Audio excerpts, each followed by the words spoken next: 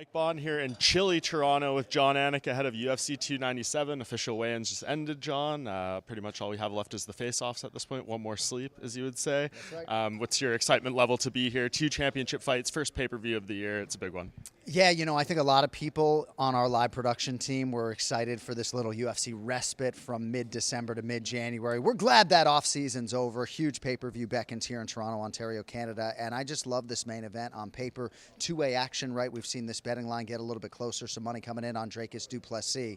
And if you've heard me say this before, I apologize. But this fight, in terms of the merits of this main event, it didn't need any dust up in the crowd at UFC 296. It's an outstanding main event. And, I have a phrase that I throw out there like bulletproof matchmaking. I just can't see any scenario whereby this middleweight championship fight is not absolutely entertaining for as long as it lasts. Yeah, what have you thought about kind of that evolution from that, press conference in Vegas, the crowd fight? Now they're like almost besties, right? You can see them hanging out after this. Dricus has said he wants to get a beer after the fight. They shook hands. Like, everything seems good now. I think it's kind of hard to call it a grudge match at this point, but obviously competitive tension. Yeah, I think that's a good way to put it, competitive tension. I certainly wouldn't classify it as a grudge match, but Dricus Du Plessis is perpetually misunderstood, I believe, by MMA fans around the world.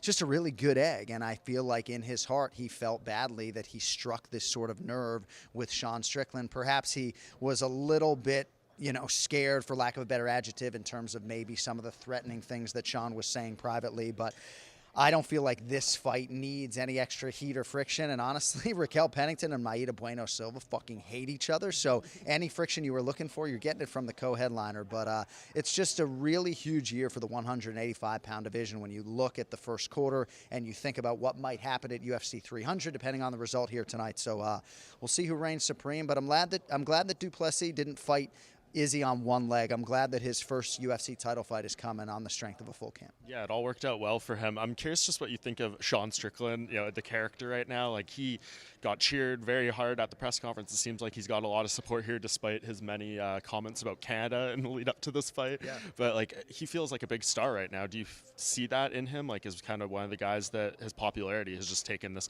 gigantic surge in the past, 6-8 months? Well, the reason Nick Diaz was always my favorite fighter is because I felt connective tissue with him. I felt him to be relatable when he wasn't particularly verbose on a microphone. I could always relate to him, and I just think a lot of common men and women out there can really relate to Sean Strickland, and a lot of the things that come out of his mouth resonate with them. Now, not maybe in my wildest dream did I think that he would vault to superstar status this quickly upon winning the UFC championship, but he just has a way about him, and he looks you in the eye, right? You heard Charles Jourdain at the media scrum this week suggest that when he was signing posters with Sean, looks him right in the eye. There are a lot of people look at their fucking phones, right? Sean comes into our fighter meeting completely respectful, looking you in the eyes, giving us a lot of valuable technical stuff. We do see a different side of Sean in the fighter meeting, but here's a guy who was 17-1 at some point in time and wasn't getting the credit as an elite fighter. I'm just happy for him. He has financial freedom, maybe more fame than he would like. He can't go to Walmart without getting recognized, but I'm really happy for Sean Strickland. And I'm just not as sensitive, I think, to a lot of the verbal stuff, right? I'm more about,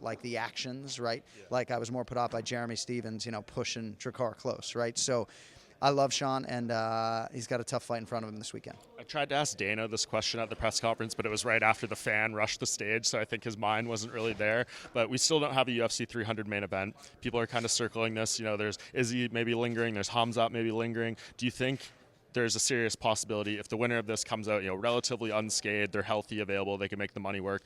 Are they going to try to have a conversation at least to see if maybe they can turn around to headline that card?